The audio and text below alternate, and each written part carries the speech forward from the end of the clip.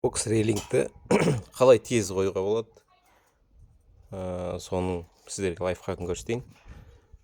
Мен қазір қойып жатырмын автобоксымды. Мен рейлингте мынандай сызықтар сызып қойғам екі жағынан. Осы бойынша бұл автобоксымды қоям.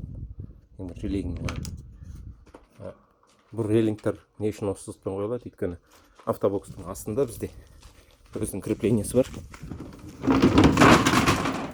Осы тесіктерге сәйкес келу керек. Сол аралықты есептеп, мына екі аралықты ең крайний точкаларына қоямыз. Бізде осы шығады. Ал алты жаққа қарай қалай қоямыз? Рейлинг бізде постоянно түзу емес, біркелкі. Ал жағы биік, арт жағы аласа. Сол үшін автобоксымыз максимально желге параллельно түсу үшін, аэродинамика жақсы болу үшін высоталарын реттейміз. Кішкентай мынау ең биік жер мынау болса, мынаны былай қоямыз, мынаны соған сәйкесінше қоямыз. Сол кезде автобоксымыз бізде тегіс тұрады.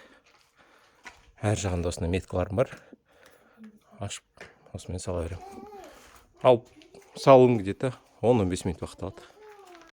Және тағы бір айта кететін жай, боксымыз ортада тұрғыңыз келсе, және желінің бойымен, мысалы үшін арт жағы былай, алды жағы былай қисық емес қойғылғыңыз келсе, онда міндетті түрде сізге метр керек болады. Бокспен бізде мына рейлингтердің ұзындығы екеуі де бірдей ғой. Сол үшін боксымыздың да жалпақтығы екі жағы бірдей. Сол үшін өзіңіз есіңізге сақтап аласыз. Бір із қойған кезде менде примерно 23,5 метр жағынан қалады.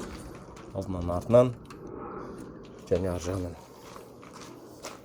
Осылай есептеп қоямыз. Сол кезде боксымыз бізде тегіс тұрады. 23,5 деп қойдық. Сол кезде биіктік боксымыз әдемі тұрады. Сақтап қойыңыздар.